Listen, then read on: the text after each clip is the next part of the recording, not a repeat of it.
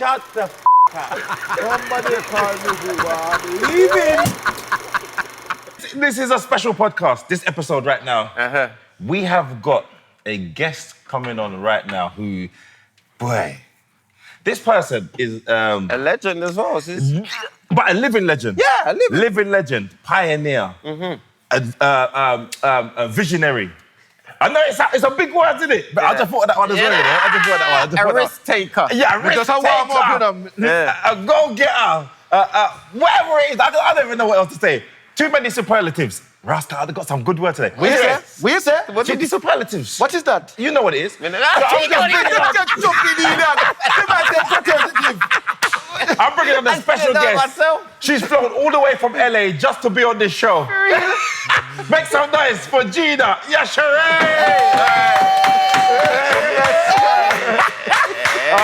Gina! I come in to be on your show. Yes. You called me 2 hours ago. Leave me alone. Uncle Percy. Bless up, man. Listen, the privilege that we've got having you on this show, I don't think you understand, because you are the epitome of UK black comedy. Yes. No, yes. No, seriously. I swear to you, what you've managed to do. Whoever don't know Gina, Watching teeth. no, because this is my guest now. Normally we have one of Chris's guests. Yeah. This is my guest now. Most of them are my guests. Okay, and we've had to work really hard to make it funny. So, in the vampire this You got America Foster. you know what, talking about America. Yeah, In that's fact, my brethren. I messaged America. Oh, whatever you think. Anyway, You're such a lad. I don't think you'll understand. Gina had been doing comedy in the UK for a number of years, saw that she wasn't getting the breaks that she deserved to get, and left and took the risk to go to America.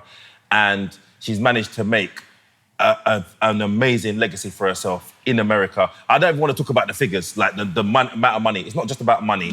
But we'll dig into that, because I'm not going to lie. Because I saw the watch and everything. I said,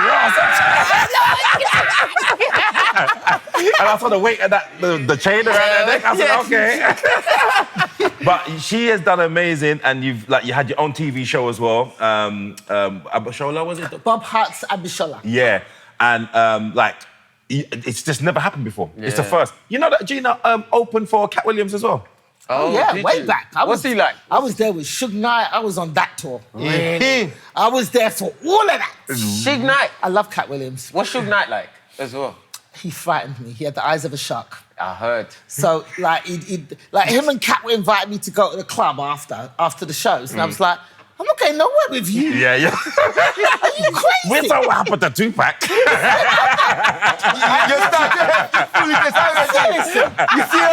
Yeah, I don't blame you, Gina. You're mad. And I didn't have a green card at the time. Right. So I was like, I'll go out with you two. You lot get into some shenanigans. We all get arrested. Yeah. You lot get out the next day. I get fucking deported. I'm not going nowhere with you. Yeah. No, she's right. Katt was like, you're right. Okay, I'll see you at the next show. I'm like, crazy. Nowhere with him. But is Katt as mad as everybody thinks? But Katt is a genius. No, a genius, but as in, you know, when I say mad, I mean like but proper... sometimes when you've got that high level of intelligence, there's a level of eccentricity that comes with it. Yeah. Exactly what you're talking about. And Katt is no different. You have that kind of problem as well. Yeah, but he's super. He is nuts, but he's also highly intelligent, super, you can have a conversation with him about anything. Yeah. The man is well-read. See, people can't see past the pimp persona and the voice and the... Did he really read those, how much books a year, he said?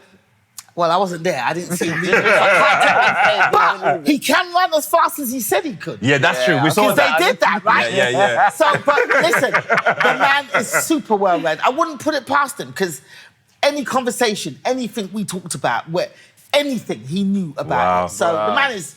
Listen, I love Katt Williams. So what? I will not hear a word said against him. So then Percy could be Katt Williams then? You never know. You never hear me just say. He thinks he knows everything. Yeah, that's what he said. You're about 2 foot taller. The best thing you do is read, right? Everything is in the books. Yes. Is Katt as tall as me? How tall are you? 5'9". No. Yeah, you're taller than Katt. Does he look like 5'9" to you? Yeah, you don't look nothing. No! You're on a platform, I can't even tell. No, Are you standing in a box? He's standing in the box. Gina just saw his milk crate. Yeah, Chris is what, 5'6". You're not 5'6", Chris. I'm 5'6". Chris, you're not 5'6". Don't take away I've my dated age. women. Look, stand up.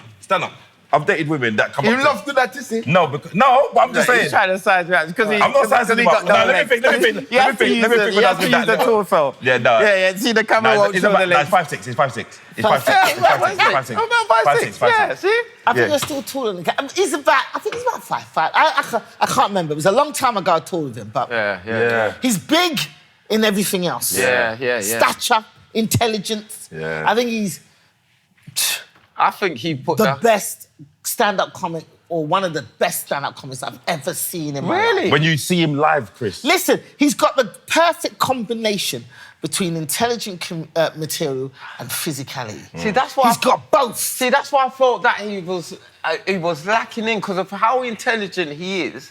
I still don't think his intelligence shows in his comedy. I think it's more his physicality is more like he delivers more that than the actual thing. Like Dave Chappelle is intelligent when he says stuff, but I think Katt can It's a definitely be on different that level. delivery for a different audience. Yeah. So the kind of people that follow Katt, Yeah. sometimes you have to...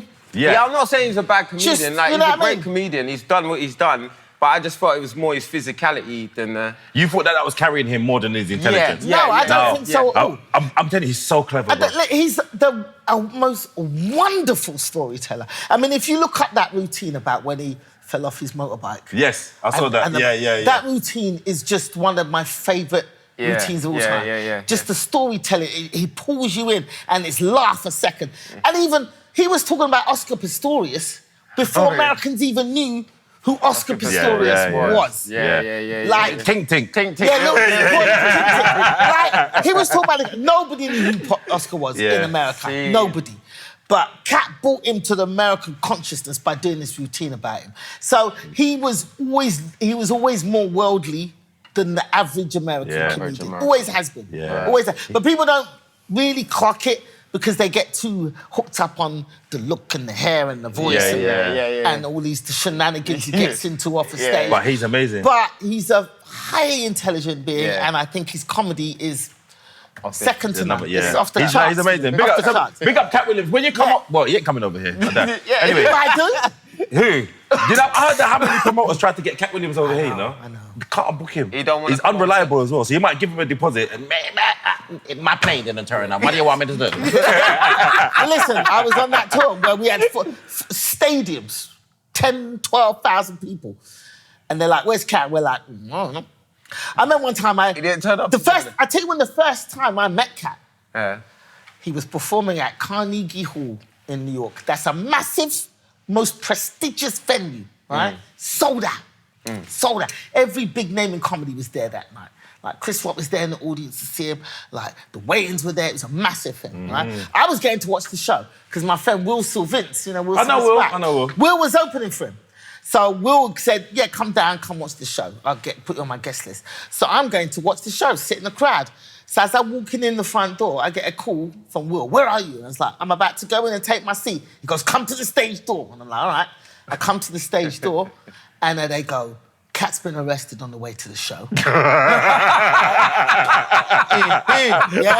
Katt's been arrested. That's about Katt Williams. And you want to go up there and do 20 minutes. And I'm like, Carnegie Hall, sold out. I've only been in America a couple of years. I can't even get on the friggin' Comedy Hut on Hollywood Boulevard. You're damn right I'm getting on the Carnegie Hall. Yes, man, take your chance, yes? So you mean? So I went on, I did 20 minutes, smashed it. Did you? By the Oh, time big I up. come off stage, Katt is there, right? And he's like, I like you. I'm like, all right, cool. And I come off stage, he goes, I like you, I'm gonna take you on tour. And I'm like, yeah, whatever, Katt. I've heard that before. Yeah. And we're hanging out afterwards. I've even got the first picture that I ever took with him. He had this big old chain with big diamonds. And I took the necklace and I bit it. Yeah. I was like, to see if it was real. And I've got that picture. Wow. And he goes, I'm gonna take you on tour. I'm like, yeah, whatever. I'm staying at Will's house. Next day, my phone rings and it's this woman who works for Katt and she's like, you open for Katt at Carnegie Hall and he wants you to open for him. So I'm like, cool. And they go, she goes to me, what did you get paid at Carnegie Hall yesterday for opening. Now, I never got nothing. Nothing. No, because I was just like, this is opportunity. were just happy, yeah. I'm taking it. And that's what happened. So I just went on and did 20 minutes. I didn't even ask for a penny. I was like, thanks for that. Yeah. But I wasn't saying that to her. Yeah. So she goes, how much did you get paid? And I went, $2,000. In that weird voice as well. I literally, I paused there and went, $2,000. And she went, okay, see you in an hour. And she put the phone down. I was like, fuck, I should have said 6. I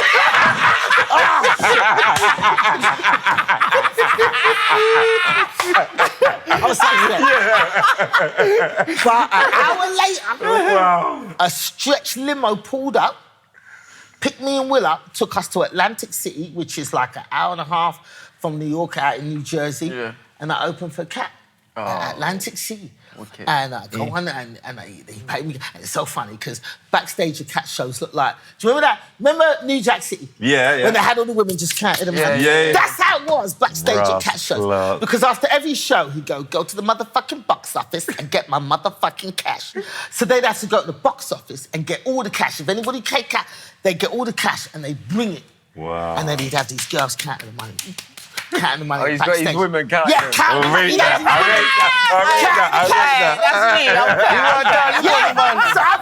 So I'm sitting there and they're all counting the money and then Katt looks at one of the girls and goes, bitch, pay Gina. And he comes up, this girl comes over with money. And I was like, thanks, Katt. And that's how it was. Like, and then he took me on tour. Same again. That's how it was. And he goes, same again. And like, he calls me up and he goes, I want to take you on tour. We're going all over the country. How much money do you want? Right? How much money do you get paid per show? So I was like, all right, let me go. So I'm thinking. So I talked to a couple other comics and they told me that he was giving them like a couple of thousand per show. Yeah. And I'm like, they're doing 100 shows. That'd be a nice little earner. So I said, I'll tell him I want $3,000. He'll knock me down to 2, and I'll make $2,000 a show. I'm doing 100 shows. That's a couple $100,000 in 4 months. Beautiful. So I go, $3,000.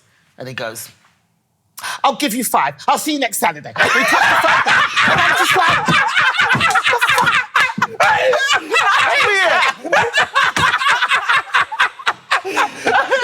You charge yourself. So I'm like, what's going on? That's not how negotiation works. I'm not reverse negotiating.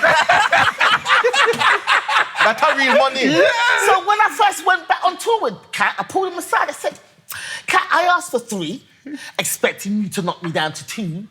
You're giving me 5,000 per show. Why? Yeah. And he was the first person that said to me, because I've seen you. Because I've seen you. I know how good you are. You may not know how good you are, but I know how good you are, and you need to know your worth. That's what he said to me. And I never forgot that. No, Katt Williams. Never forgot that. Fucking Williams. Sounds like a And legend. he was paying me $5,000 a show. That tour didn't last long because it was a crazy tour. It was a Suge Knight tour. He got cut after 8 shows, I think it was. She never done 100 shows? Never done. I was going to make $500,000. I was like, I've made it. I was like, I can't wait to go on Facebook and tell all them comics back home I just made $500,000 in 4 months. I got to show 2 and I was like, oh, we ain't gonna. Remember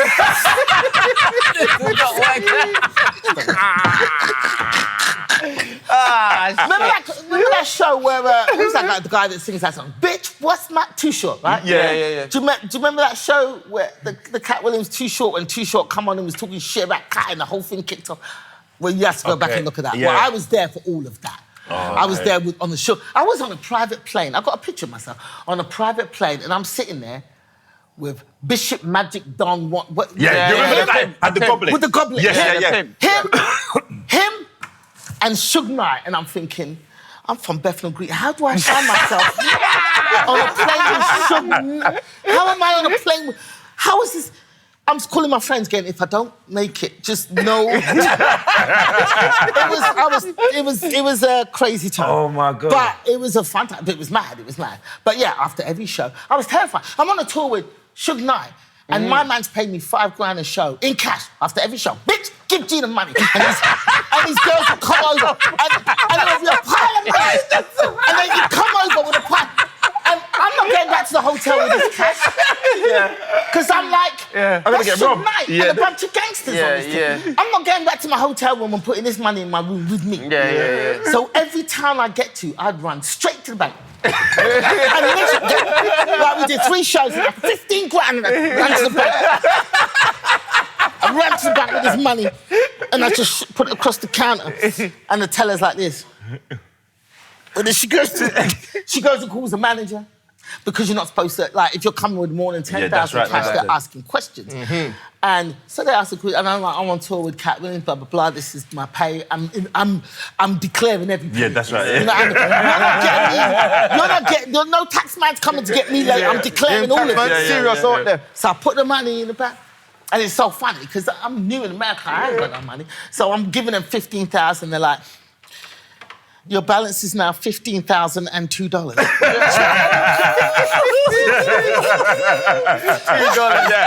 That's what she heard. Of course they're gonna look at her funny.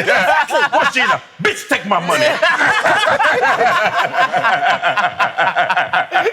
But, you know, I learned a lot from Katt. Wicked. And this was way back. This is 2012. Wow. This is 2012. That's 12 years ago. Yeah, so, you know, I learned a lot. Was that the and first time you went over to America? I went in 2007.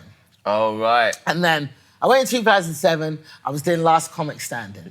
Yes. Yeah, that's what got me to America. I remember you was on there, yeah. Yeah, that's what got me to America. Oh, is it? What was it, a competition? Yes. The Last Comic Standing was kind of like it was think American Idol, but for comedians. Was it held over here in England? Or? They did, so the year that I got, so before it was just an American show. Right. It was all American comics competing amongst American. It was a very much American show. That's actually a good game. And what happened, I was in Montreal doing the comedy festival, right? And they brought this woman on stage. Her name was Ros G. They brought her on stage and they were like, "You've seen Ros G on Last Comic Standing." So I was like, what the hell is... So I Googled Last Comic Standing and I see it's a competition for comedians in America. And I've been dreaming to go to America since I was 4 years old. And when I started doing comedy, I was going over to America and watching, and I was like, I'm going to America. I don't know how I'm going to get there, but I'm going to get there. So then I Googled Last Comic Standing. I was like, it's a stand-up comedy show for Americans, but it's only for Americans. So I called my agent back in London. I said, there's this TV show called Last Comic Standing. It's an American show. It's only for American comics. Get me on that show. I want to get on that. I want to be the first British comic to do that show. Get me on that show. What I didn't know, the universe was already working. 6 months earlier, I was doing a set at the Comedy Store, and the producer of Last Comic Standing was backstage. There was a comedian called Kathleen Madigan, who was a judge on Last Comic Standing, and she was over in London, and she did a set at the Comedy Store. And she went on and crushed, and she was with the producer of Last Comic Standing. And I went on after Kathleen and crushed the Comedy Store, and that producer was like... And she didn't say anything to me, but she was like... And then they called and was like, this season we're gonna do comics from all over the world. So they'd already asked me. Wow. So at the same time as I was calling my agent and getting me on the show, they'd already decided they're gonna go Australia, they're gonna go England, they're gonna get comedians from all over. And that's how I got on the show. I happened to be on tour in Australia. And they came to Australia, and so I wasn't there when they went to England. So I did my audition in Australia. So for the first 6 months of being in America, everybody thought I was Australian because I'd come through on the Australian heat. Oh, seen. Okay. You see how the universe works? Yeah. So I got on the show. I got through to the semi-finals. I did the heats in Australia. Then from Australia, they fly you to America for the semi-finals. So they were flying us all to America. And to fly us to America, they have to get us a work visa, right? So they got me a work visa, and I got the work visa, and I was like, hold on a minute. This is a 2-year work visa. You'll be there for 2 years? 2 years. I said, I'm only going to be on this show for 3 weeks, but you got me a 2-year work visa. So I was like, so does that mean I can live and work in America for 2 years? And they were like, yeah, it's a 2-year work visa. That's what I came back to England in between the semi-finals and the final. I put my house on the market. I just bought a house in Woodford Green. I'd spent 60 grand doing up the kitchen. House was... If I'd done through the keyhole, my house would have been crisp. Anyway, moving on. So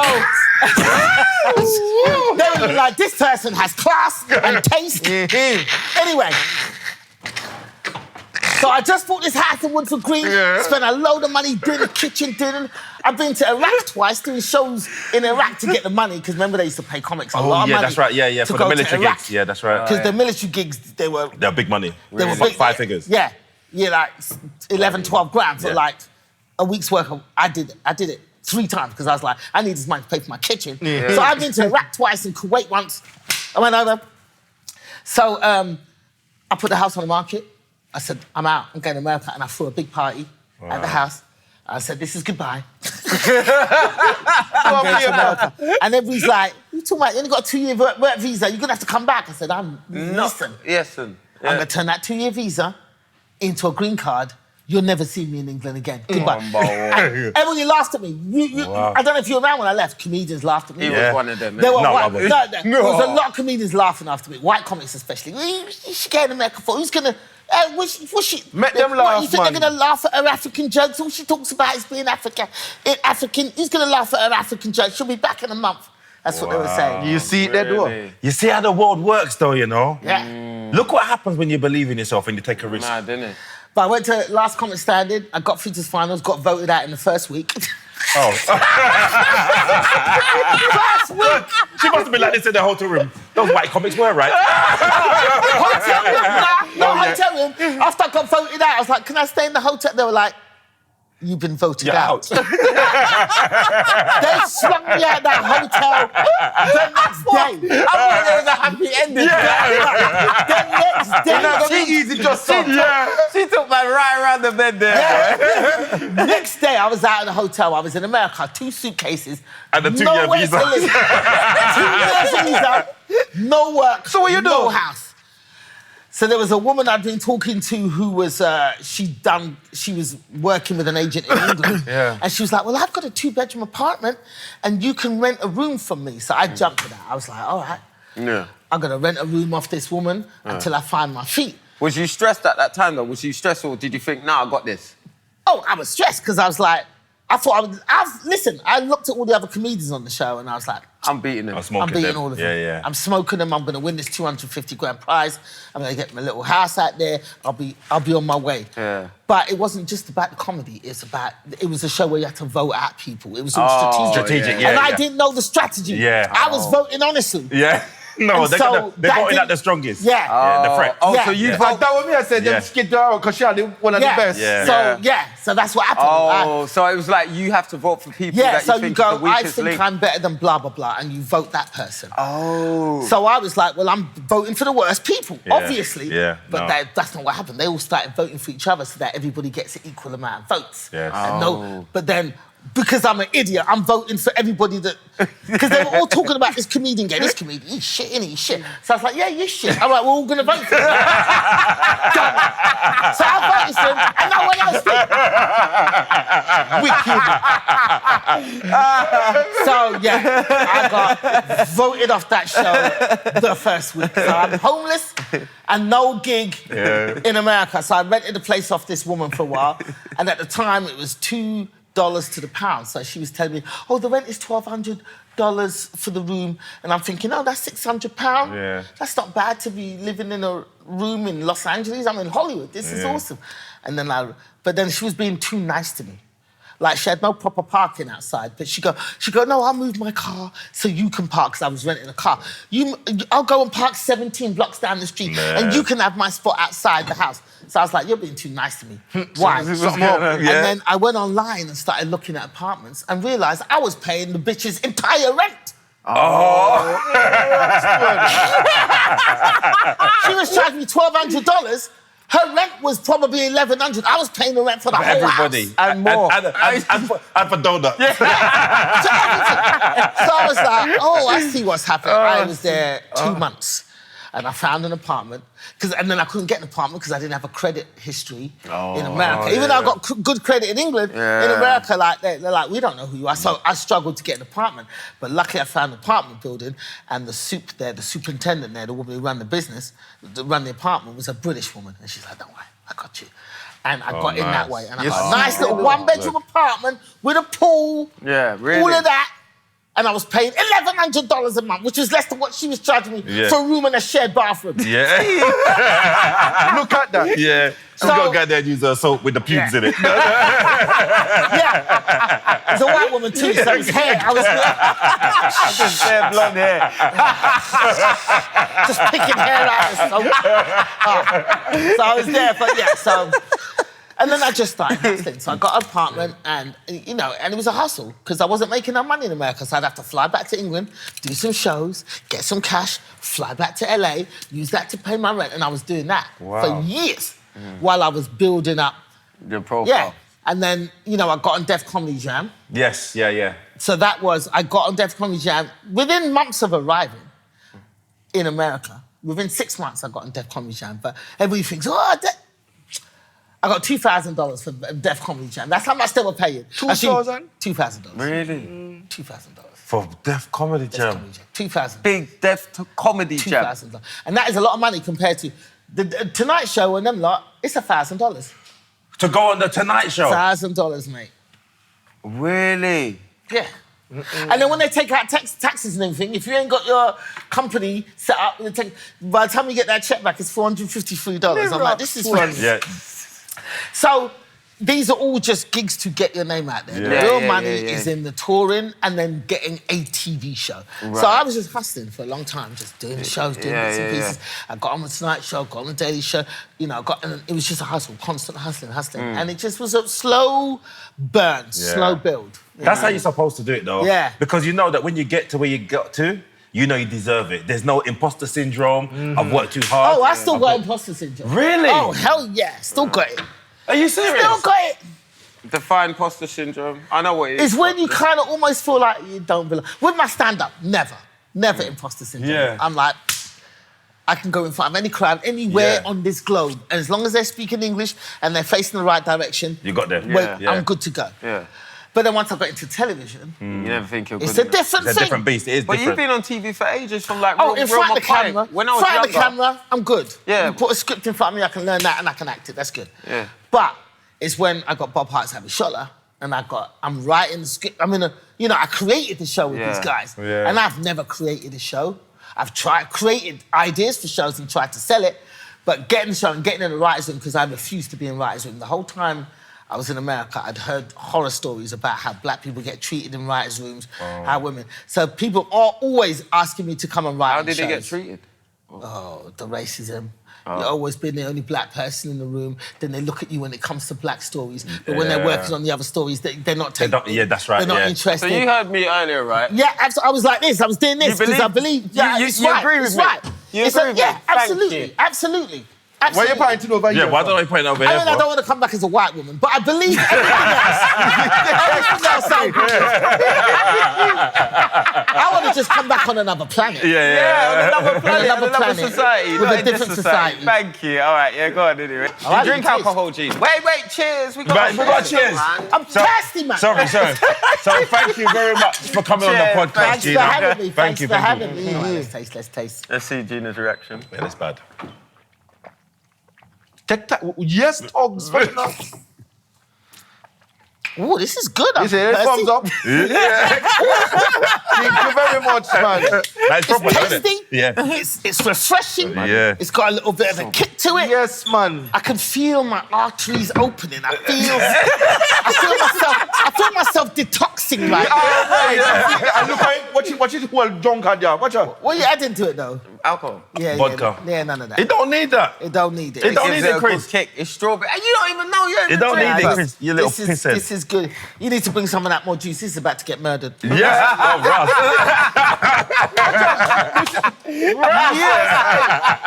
Sick. I swear once you pass 50. Top it up, mate. I swear once you pass 50, women's bladders get weak, innit? I know. I'm going to be pissing in about 8 seconds. Watch. Where's the toilet? I'm going to be pissing in about 8 seconds. You might have to pause and edit.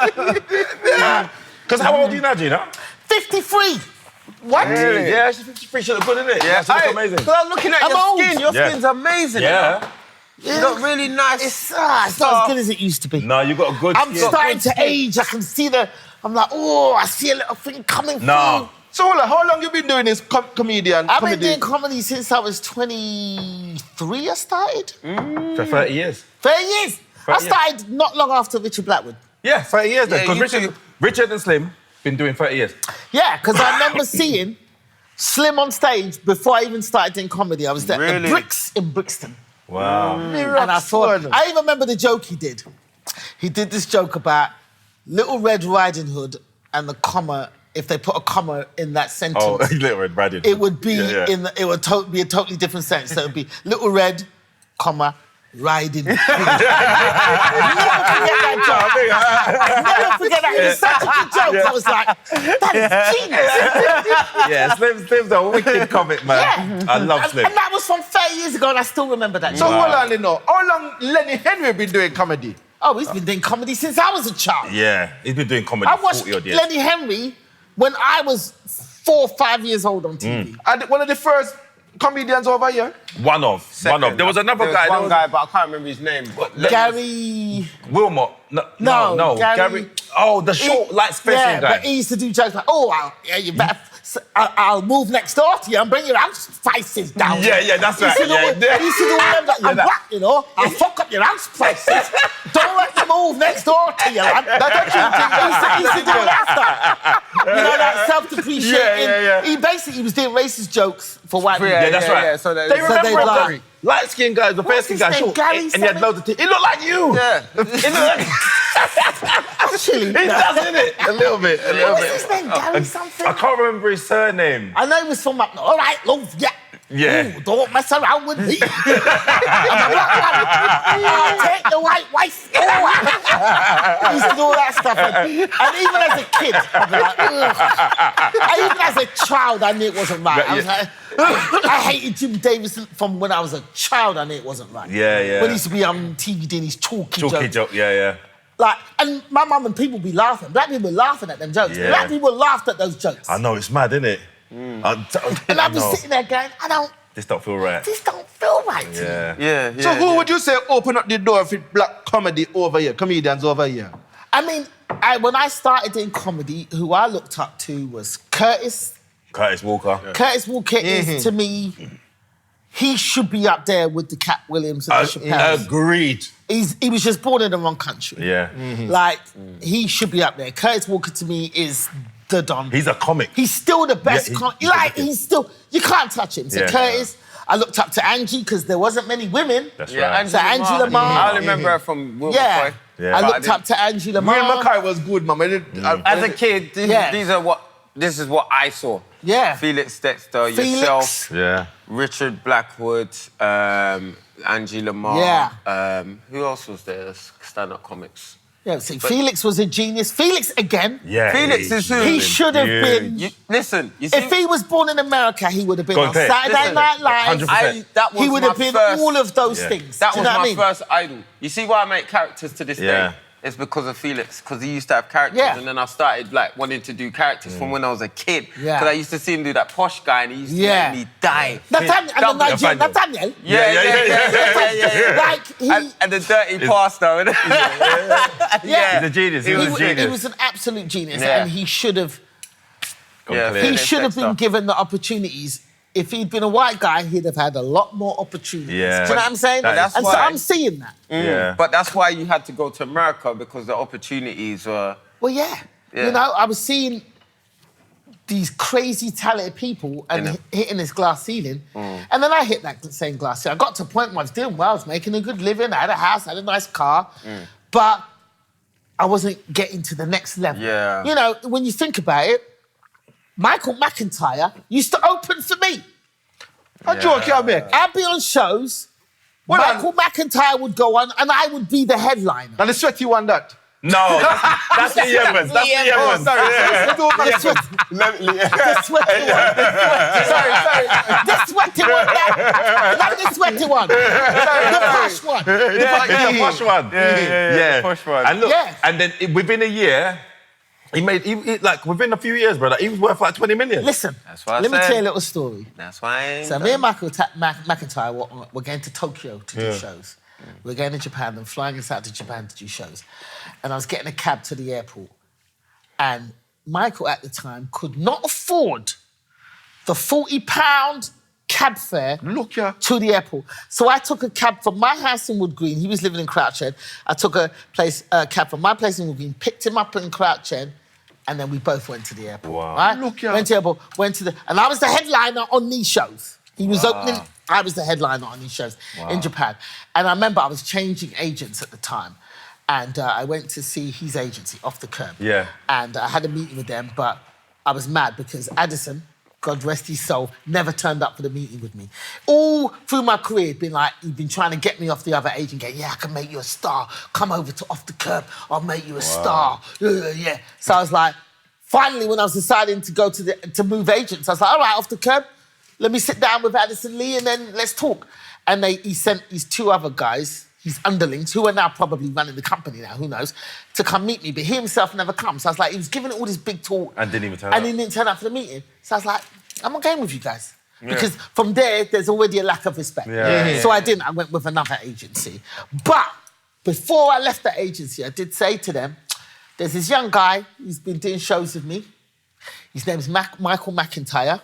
Wow. You should have a look at him, right? And then I called McIntyre, I said, listen, I just put your name in with Off the Curb. You know, they're going to come and see you at your next show. Have at it. And he's like, oh my God, Gina, I'm frightened. I'm not sure.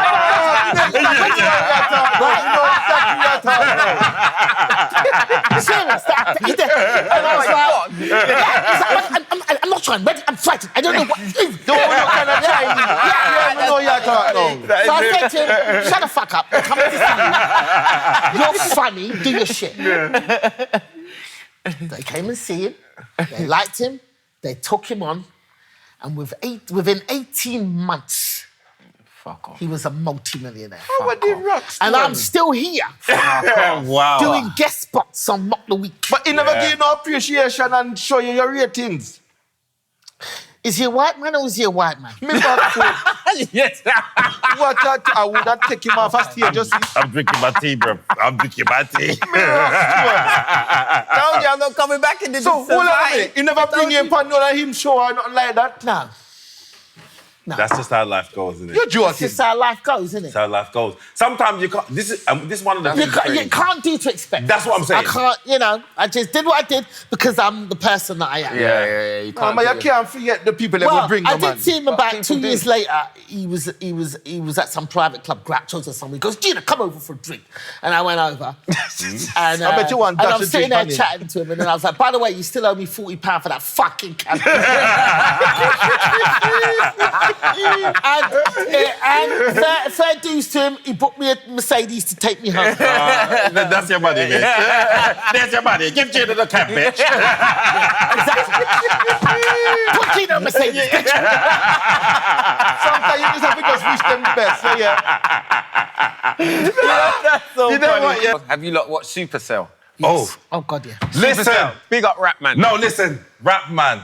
What you have done is you've changed everything. You changed everything. Because... For English. yeah. I watched all 6 episodes. I binge watched I that. couldn't stop watching it. You watch it, Percy? What is that? Supercell.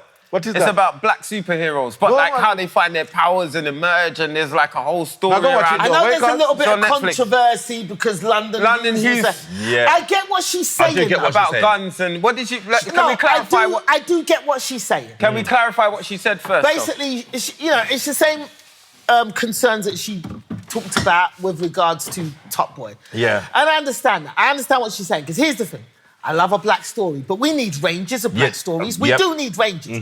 The only thing is the white people who are the gatekeepers like to only push a certain story when it comes to black people. Yes. Yeah, and of they push the streets, That the is why gangs, we the not watch stabbings. certain things. I mean, Yeah. I like That's what they're the man. putting. Yeah.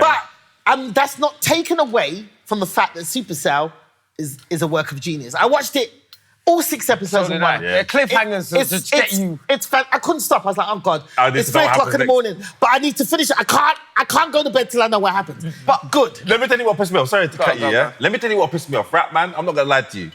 This really upset me. Don't do no spoilers. No, I'm not doing no spoilers. But it's not a spoiler. It's a spoiler, but not a spoiler. That's spoiler, man. Let me tell you what pissed me off about this.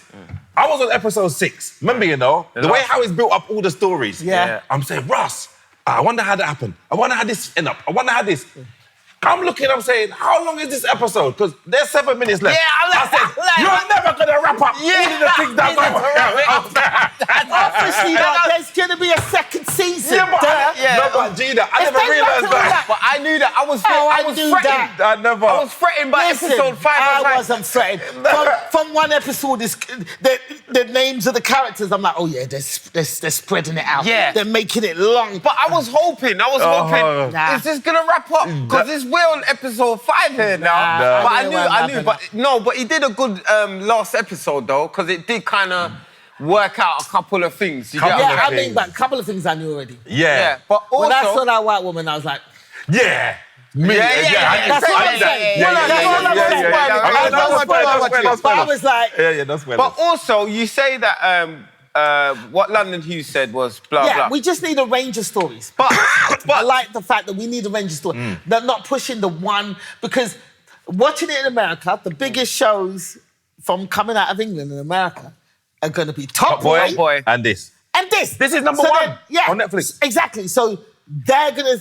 Americans who don't know anything about us culturally... That's right. ...will think that, oh, they're the same as they are here. The gangsters and the murk. Yeah. You know, and so I feel like we do need more stories. Agreed. But can I say... Featuring a wide range of black people and black people's experiences. Yeah, you say that, but I think within that movie... It shows the versatility of what we do. So one's working in one's in an NHS. I know. I heard what you're saying. One's a postman, and then you got a fuck. You can't just stop ruining the damn something. I don't want to know what they're doing. I'm not talking about what they do. I'm just saying, like, postman. You've got. No, but the thug element was that's the main part prevalent. Of it. It's not a love story, is it? Actual. There was someone. It was very prevalent. They were having sex, but it's not a love story. When I was seeing those knives that they were pulling out, I was I'm not gonna lie. Yeah, Jesus, is this what these kids are carrying? Yeah, that's right. Yeah. Because I've been in England for a long time. Yeah. I was like, holy shit. They're not just wanting to juke each other a little bit. These are throat cutting knives. Yeah, that's right. You know, it's real. It was terrible. When I saw them knives, I was like, they're decapitating motherfuckers out here. What is happening? You must think England's soft. Yeah. It was, you know, so watching it as a black British person, I'm like, ooh, is this what our youth is doing? Is this what all our youth is doing? So it made me think a certain way. But look, these are experiences that are happening within the community, and I have no problem with that. But we just need more versatile stories. I want to see the gangsters. I want to see the black girl living her best life. I want to see, I want to see different stories of different people. A love story. A love story. Yeah. But I guess the best shows that get the hits are the dramatic, crazy ones like that, like the gangster movies. Not really. Insecure was just about 4 black girlfriends hanging out, meeting guys, living their life. And it was a massive success and launched Issa Rae to a multi-million-dollar That's right. television-making empire. And it was a show just based on her living her life with her friends. But there was no gangster shit. There was, and so you don't have to have it. I love the stories. Top Boy is amazing. Yeah, Top Boy is amazing. And Supercell, as I said, I watched all of them in one night. It's fantastic. We just need variety. And that's true. White people can have different stories.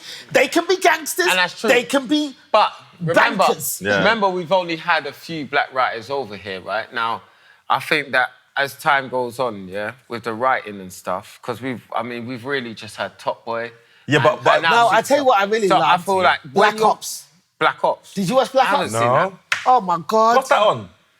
It's a British show, man. I watched it in America. You should... But no, I don't know. I'm old, innit? I'm old. I can't believe you don't know the show. Let me. Have you watched it? I've never seen it. I've never seen it. All right. Black girl. Go on, you watch the damn show, man. What's that about? There's young Nigerian actors. It was so good. But what's it on? It's a comedy. It's about 2 young black police officers. That's all I'm going to tell you. Exactly. But it was... That's probably why, because I don't like watching Feds. No, it's not, man. It's not that. I don't like watching Fed films, it piss me off. Somebody tries to set them... I ain't telling you no more. But anyway, But Black them Ops just tried to set was them a up. great comedy. They still had a little gangster element in there, but the main stars of the show were regular black people. And I like that. Yeah. We need more of that. I mean, of course. I'm trying to create you more also of that got to myself. realise as well, the people that are writing the stories, They're only writing from what they know. So it's like a rapper. Yeah, they say write what you know. So that's why I've got no problem with Black Ops, because he's writing with Superstar, because he's writing probably from... I'm not saying all rappers are gangsters. I don't know rap, man. But he's wrote Blue Story and all these things. Yeah, so... clearly from that type of... so he's obviously writing from his experiences. We just need... a bit more. A variety of writers. You want some positive... Will they push that, though? Will they push that? Well, look, I got a show on national TV in America based on an average Nigerian family. Yeah. And this was not on no cable, not on streaming, mainstream network channel in America for 5 years. So 95 episodes. Oh, shut up. 95 episodes. And you're getting royalties from each one of them? We would have made 100. We would have made 100. But Katt Williams got involved. Katt Williams got involved. So it's possible. What I'm saying is possible. Different stories. Crazy. And so I've got a deal with CBS Studios in America right now to create more. So I'm working on 2 other stories. Can you fly me out? Like, just give me one audition. I've got some stuff in mind. We'll see. No, shut up. You didn't invite her, you idiot. Well, first I've got to sell the shit. I ain't sold it. I can act, you know. But I'm right. I can act, blood. I believe you. Don't underestimate me. Get me out there. Stop begging. This show ain't for begging. I'm not begging you. I'm not begging for nothing. You piece of shit. But look, that's what you lot need to be doing. Creating your own stuff. But that's... I've been saying that for a long time. I've already got 6 episodes written out. Do you know what I did? Years ago, I said, you know what? We had the opportunity where I said, there was a few of us was like saying, you know what? All the black comics need to get together, start producing content. Yeah. Got everybody together. Remember, you weren't there. It was before you started comedy. Yeah. All together, everybody's there. Everybody's there. After the meeting finished, nothing happened. People stopped dropping off, people coming out of the groups, I was just like... But you know what it is, Gene? So why you don't do it now? I'll tell you what it is, Gene, See the difference between me... I'm doing it for myself, that's why I'm here. And a lot of other people. The reason why I work so well with so much people, because you know one thing I have that a lot of people don't have is... Begging is... I don't have main character syndrome. Right. A lot of people... Want to be top dog. Want to be main characters. Yeah. The only way this podcast works is because I'm able to sit back and say, yo, that's an alpha there. This is an alpha here. I'm all right playing my position.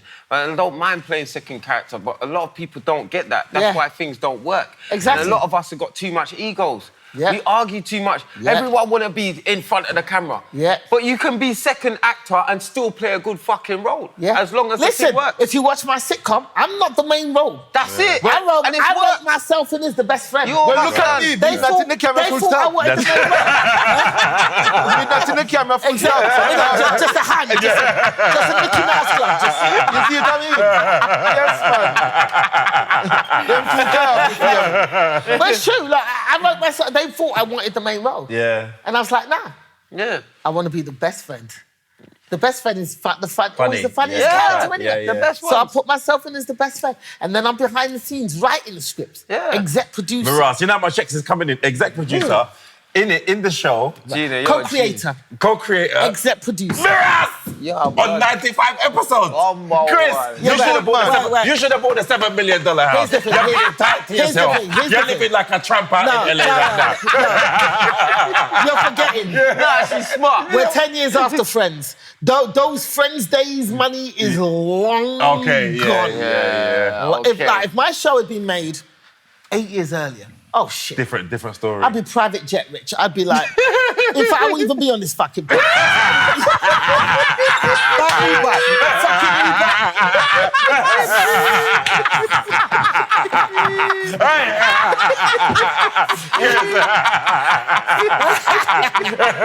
I don't believe it, you know. You think anyone could talk to Gina? But also as well, there's something I wanted to speak to you about, which is it is quite serious, but it's important for our community. So you had lupus, or got a lupus? I have. Yeah, it never goes away. Never goes away. Yeah. But how did you suffer from it quite badly? Very badly. Like, I used to have really... Like, if you look at my hands, you can see the skin is damaged on my hands because my knuckles used to be... You know when you see them people with their hands like this and the knuckles are really big and And that I Can you had all explain of what that. lupus is for some that don't So know? lupus is an autoimmune disease. My And it's cousin. basically your immune system cannot tell the difference between good cells and bad cells and just attacks everything. So you know when you get a cold, your immune system goes, oh, this is a foreign body, we need to attack it. Yeah. And then your immune system attacks it and that's how you get rid of any infections and whatnot. The body can't tell the difference. So it attacks good tissue. Bro. And it can attack you anywhere. Skin, liver, heart, eyes, joints, You can anywhere. go blind.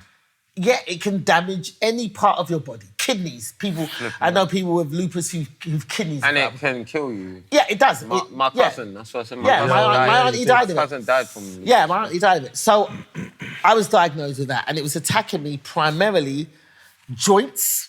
So I had really bad arthritis. Like I had to have raised toilet seats. All of that so much pain. I'd drive somewhere, and then I'd sit in the car for 25 minutes because I was in so much pain, my whole body, it would take me 25 minutes to go, Work okay, yourself up. I've got to get out of this car. I've got to get out. And that's how bad it was for a number of years. And it was starting to attack my kidneys. And so, yeah, it was really bad. And the doctors don't know how to treat it. So they started experimenting on me. They're like, oh, they inject me with steroids and that brings down the pain of the arthritis. But what it does, steroids over long term, it damages your bones. It starts to crumble your shit. So you can't take steroids for that amount of time. So they'll give me steroids, and then give me all kinds of different drugs. And at one point, they were like, we're thinking of doing chemotherapy. For lupus? Yeah, and I'm like, chemo, isn't that for cancer? Yeah. But what chemo does, it blasts your whole system. Yeah. It's like a full reboot. Yeah. Blasts your immune system out, but it kills everything. Yeah. That's why your hair falls out, all that stuff, because it kills everything, including the cancer. So they were like, we might try that for the lupus, maybe. And I was like, you guys are just experimenting with like a guinea pig right now. I'm not doing this. Yeah. So then I started researching. I was like, I wasn't born with lupus. So it came from somewhere. Yeah. Something caused me to get this. So then I started looking into diet and looking into certain things. And then I remember watching this TV show called Celebrity Detox. And I guess who was on it? It was Kim Wilde, Richard Blackwood. Richard Blackwood, and one of the hairy ones from Boyzone. I can't remember. Yeah. We were talking about it when we had him on the show. Yes, because Colonic. he shit in a bucket and all that. Yeah. Anyway, they went to Thailand. But here's the thing, that inspired me. Really? They went to Thailand and they did the thing, and the Boyzone guy and Richard were just cheating. They were going out and fucking buying chicken wings, sneaking out. But Kim Wilde stuck to it. And she'd had some ailments, and at the end of the show, and at the time, with all the drugs that they'd been giving me, I was like 16 stone at that point. Whoa, So I was like... blow it up, Yeah, blown up. So I'm watching this show and it was like, Kim Wilde did the entire detox. And at the end of it, she had healed herself of various ailments and she'd lost 13 pounds in a week. So she lost a stone... In a week? In a week. I was like... And I went on my laptop, I was like, found the place, flew myself out there 2 months later. Sick. And I too lost 13 pounds in a week, right? Lost a stone in a week. And then while I was there, they were talking about food. Yeah, because I remember you was on TV and you got smaller. I've never seen you. So food is medicine and blah, blah, blah. So then I started incorporating these aspects. And for a while, I went vegan, raw vegan. So I was eating no meat. Yeah, but it was raw food as well. Yeah, raw food. Oh, so God. nothing cooked over 109 degrees Fahrenheit. Oh, shit, boy. So it was all vegetables, fruits, nuts, seeds. You went Caucasian. Yeah, no meat. But I tell you what, It worked. that lupus was gone in a month. Really? From suffering all them years, within a month. Me have to talk. That's why. No, me have to talk, because I've been sitting down here for how long, listening and taking everything we have said. Right? Everything. You see, when me I talk about healthy things, and then nothing laugh half of me, right? This is why me tell you, you have to treat your body like a car. Detox, him to hold the bad oil and put in the freshness. Everything. Everything, man. You see what I mean? There's a thing called could resist that. There's a thing called body language. It's true, Uncle. It's true. Your body will tell you that is something wrong. Yes. The Right? body is an engine. If you don't put the right stuff in it, it will fail. All right. Sick. But So- I must admit, though, that's what Percy always promotes. Of So course. your Lupus, is it still there? Or? So here's the thing. Sent it into remission. Right? I went raw vegan, cut out meat, cut out processed food. That's right. Let me tell you. Yeah, that's true. Is the most. Processed food, I want to be the biggest Processed killer. food. Yeah. Right. Processed food, sugar. Sugar is my drug. I love chocolate. And that's my problem. Yeah. But processed food, I don't. Even to this day, I don't eat processed It foods. just shows what So your body's the arthritis, gone. I was able to throw out no, this used to be me going to the toilet. I'd go to the toilet and I'd have a raised seat and I'd be like this, okay. And this is how I'd be sitting on the toilet. Because my knees were so bad. Half the times I pissed myself before I got to the front. It was that bad. But all of that, gone. Gone. I went vegan, raw, gone. You put proper things in your body. That's Yeah, right. proper food in my body, gone. And down to the water as well. You have to drink proper water. And that's my problem. Yeah, that's water, true. I don't drink enough water. That's my problem. But I did that, and it sent it into remission. Came off all the medication. Wow. The doctors were like, "You're gonna die. You can't." I said, "Shut up." Came off the medication. Not for them called practitioners, because them Yeah. have to practice by you. Exactly. I'm telling you, You think I joke? Yeah, true. general because the practitioner. medication doesn't cure you. Yeah. All it does is manage the symptoms. It masks You it. They need don't to get treat the root. cure. Yeah, that's yeah, right. you need to get to the root. Yeah. So that's what I did. Yeah, right. And touch wood, and my body knows when I'm eating too much shit, You kind I of start to feel the joints start to hurt, and I go, uh-oh, and then I come off it. Yeah, So I went raw vegan. I was raw vegan for about 2 years. That was when I was super skinny. Yeah. Now, I'm fat again because I've been eating all this shit, but not enough shit to make the lupus come back. Yeah. I'm going to give you something, right? I balance, but I need some more of this stuff. I need money. I need a bottle to take Right. home. You see that? That is real healthy. As much Yes. as it tastes nice and Yeah. everything, if you know the rigmarole, me afraid don't forget that. You understand? Listen, I believe you. Right? I believe you. You stay there laugh, man. When we put in the seamoss and certain healthy things in it, we flush it out. And Yeah. also, I don't use no tap water. Right? The one of the What, best. alkaline water? Yeah, you know. You know me I talk about. Hey, that girl's going viral now, isn't it? The Hawk tour. Hawk tour. Hawk tour. Who's that? Tour. Hawk. How can you Hawk be American? You tour. live in America. Who's Hawk that? Tour. And she's all got managers and everything. Who's now. that? The girl, there was a clip of this girl. She got hot tour. Hawk tour or something. You not heard of her? She's gone worldwide. Got managers So now. basically, this girl, someone just had a camera in her face and was like saying, "Oh, how do you please a man or something like that?" And she goes, "You got to, Oh, you God. got to Hawk tour." Okay, you not? I'm. Oh, yeah. Hold on, do that again. That might be No. another catchphrase.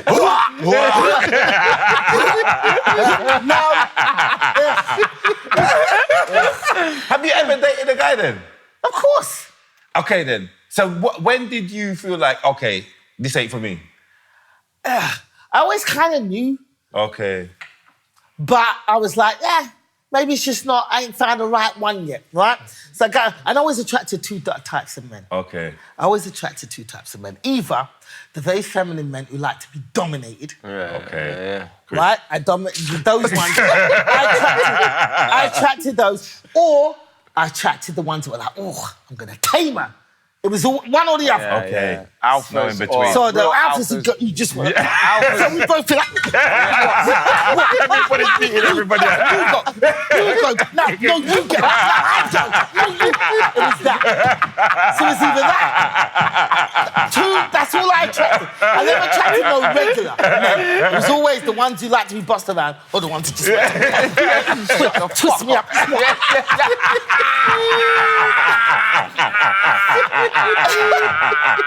I'll be a fighting in the bedroom. Yeah, it was, and they liked it. Because I was not shy. I just get the thing like, what?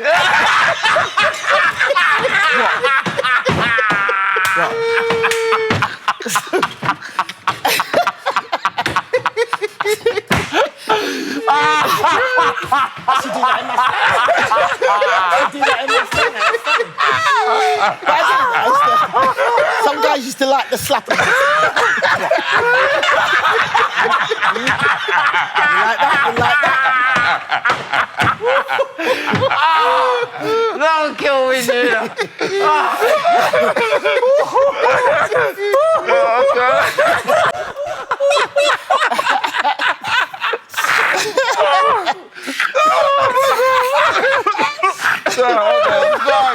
What a thing. Hold on.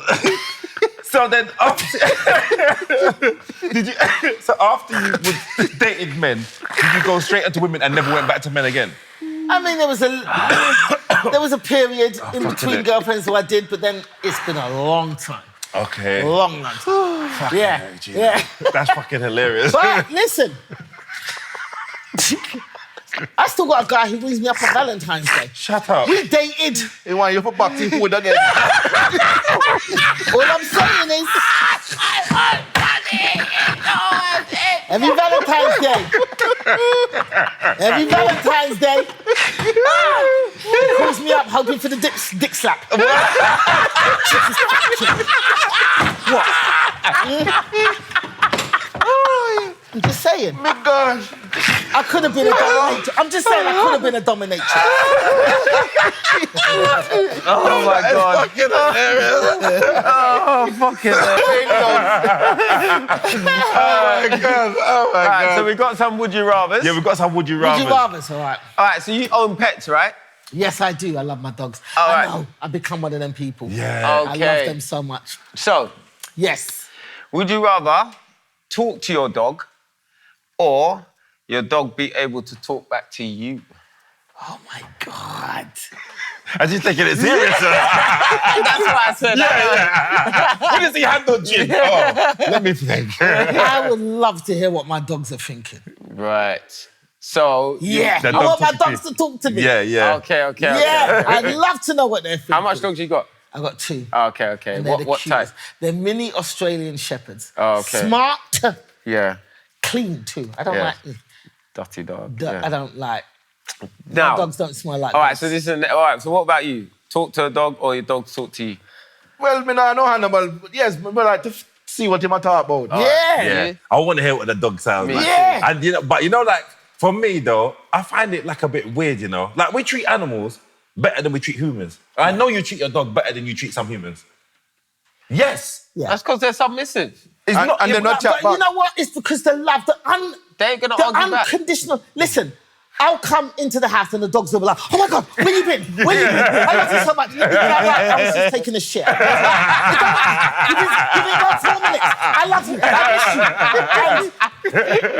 And you think you don't realise what that does for your soul when you come after a hard day at work and you come in and you got these two just so happy that you're there, and it just relaxes you. So they say that people who have dogs, their blood pressure can come down because it helps. Yeah. The only thing is, because you can't hear what they're saying, they might be like, "Clean up my shit, bitch. It's over there in the corner." Oh, wait. These are dogs that belong to black person. These dogs don't. All right, so they're trained. All right, Okay, now not in the house. We got a dog slap, they go outside. And we Bruh. trained our dog to ring, she was a puppy, we trained her to ring a bell when she wanted to go toilet. Mirror. No, that's Yeah, you buy bells, That's you dog hang on cruel. to the... That's cruelty. When she went to go toilet, she needs she to go at the door and go, bring, bring, bring. Sick. And then she look at me, bring, bring, bring. Sick. And then we know that she wants to go toilet, and then we let her outside. Clean. That's clean. She didn't know house. Yeah, that's That clean. is Both mad. of them learned to use the bell. Bring, bring. Yeah. So if they did it, what did you do to them? bring No. around one of your Chinese friends.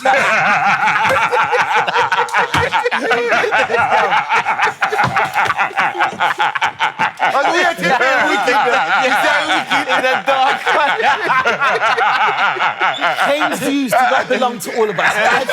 His views are not indicative of that. She got chopsticks in her hand.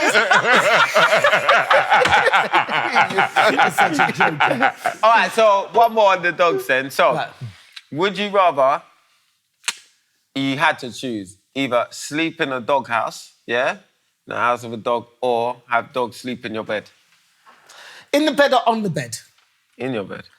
So you have to sleep in a dog house, right? Or You only can choose one of Yeah, but it's obvious. They're not sleeping in my They're bed. sleeping in my bed, mate. Yeah. Okay, fair enough. I can always change the sheets. Yeah, that's not a good choice. Of course, they're sleeping in the fucking bed. Listen, my dogs are clean because I've got a paw washer by the front door. Yeah, okay, fair You enough. press a button and it swirls around and you put their little paws in it. Yeah. So when they come off the street, they're not just coming into my house. No, They man, them know. dogs are abused. They're getting